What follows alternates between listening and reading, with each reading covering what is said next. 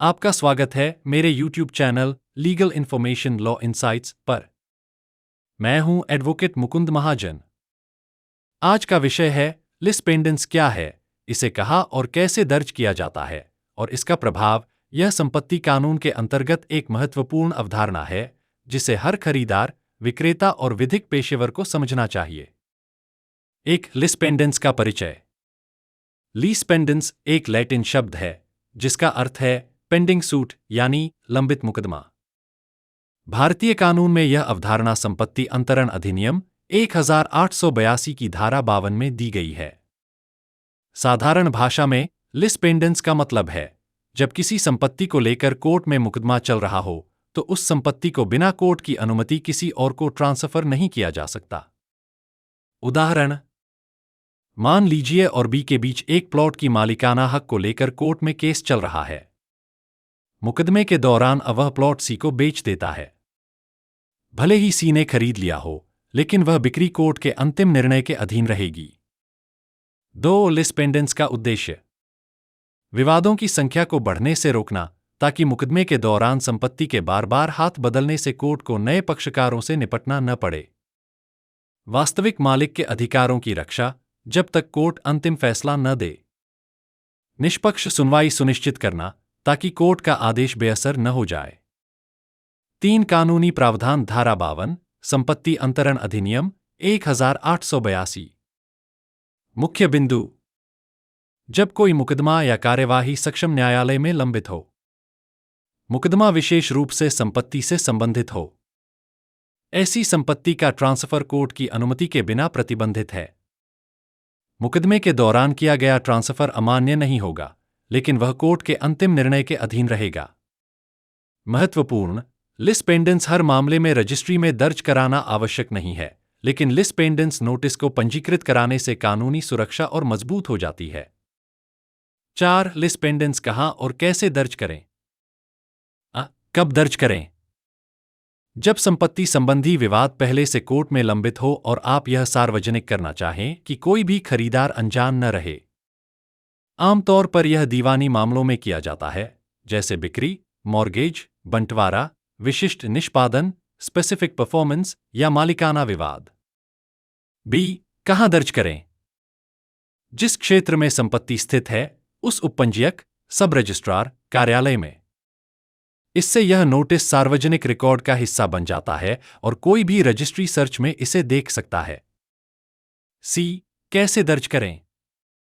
एक लिस pendens notice तैयार करें जिसमें केस नंबर, कोर्ट का नाम, पक्षकारों के नाम, संपत्ति का विवरण और मुकदमे की लंबित स्थिति का उल्लेख हो। 2. कोर्ट में दायर वादपत्र, प्लेंट पिटिशन की प्रमाणित प्रति संलग्न करें। 3. निर्धारित शुल्क के साथ उपपंजीयक को जमा करें। 4. आधिकारिक रसीद और रिकॉर्ड संदर्भ संख्या प्राप्त करें। डी. कोर्ट में समानांतर कदम। कुछ मामलों में वकील अस्थायी निषेधाज्ञा, टेम्पररी इंजंक्शन के लिए भी आवेदन करते हैं, जिसे दीवानी प्रक्रिया संहिता आदेश 39, नियम 1 और 2 के अंतर्गत कोर्ट से मांगा जाता है। 5. लिस पेंडेंस का प्रभाव। विक्रेता पर प्रभाव।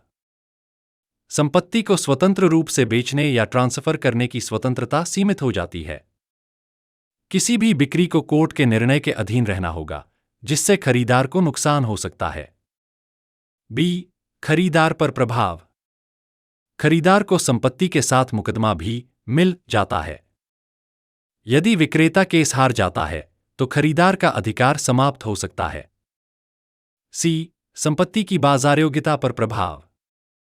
लिस पेंडेंस लगी संपत्ति कानूनी रूप से जोखिमपूर्ण मानी जाती है। बैंक ऐसे मामलों में लोन देने से इनकार कर देते हैं। डी. कोर्ट कार्यवाही पर प्रभाव। मुकदमे के बीच संपत्ति बेचकर न्याय को विफल करने की कोशिशें कम होती हैं। अंतिम निर्णय तक यथास्थिति बनी रहती है। 6. लिस पेंडेंस के अपवाद। निम्न परिस्थितियों में लिस पेंडेंस लागू नहीं होगा। कोर्ट की स्पष्ट अनुमति से किया गया ट्रांसफर। कानून के तहत स्वचालित रूप से हुआ हस्तांतरण, जैसे उत्तराधिकार। कुछ सरकारी अधिग्रहित संपत्तियां। 7. लिस पेंडेंस पर प्रमुख न्यायालयीन निर्णय।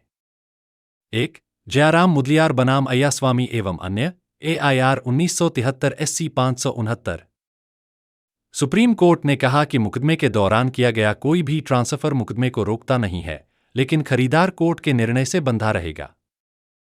2. TG अशोक कुमार बनाम गोविंदमल 2010-14 SCC 370। सुप्रीम कोर्ट ने स्पष्ट किया कि लिस पेंडेंस का उद्देश्य पक्षकारों को कोर्ट के अधिकार क्षेत्र को विफल करने से रोकना है। 8 व्यावहारिक सुझाव। खरीदार के लिए संपत्ति खरीदने से पहले उपपंजीयक कार्यालय में सर्च कर यह पता लगाए कि कोई लिस पेंडेंस नोटिस दर्ज है या नहीं। विक्रेता के लिए विवादित संपत्ति बेचने से बचें जब तक कोर्ट से अनुमति न मिले। वकीलों के लिए अपने मुवक्किल को समय पर लिस पेंडेंस नोटिस दर्ज कराने की सलाह दें। निष्कर्ष। लिस पेंडेंस संपत्ति विवादों में एक सुरक्षा कवच है जो यह सुनिश्चित करता है कि न्याय को बीच में संपत्ति ट्रांसफर करके विफल न किया जाए। यह कोर्ट प्रक्रिया की निष्पक्षता को बनाए रखता है और संभावित खरीदार को लंबित मुकदमे के बारे में चेतावनी देता है। अंतिम संदेश: यदि आप किसी संपत्ति विवाद में हैं तो लिस पेंडेंस के तहत अपने अधिकार और दायित्व को समझें। यह आपको वर्षों के अतिरिक्त मुकदमों से बचा सकता है। इस वीडियो को देखने के लिए धन्यवाद। यदि आपको यह जानकारी उपयोगी लगी तो कृपया इसे लाइक करें, सब्सक्राइब करें और अपनी राय कमेंट में बताएं। और हाँ, अधिक कानूनी जानकारियों के लिए बेल आइकन दबाना न भूलें। मैं आपसे अगले वीडियो में जल्द मिलूंगा। जय हिंद, जय भारत।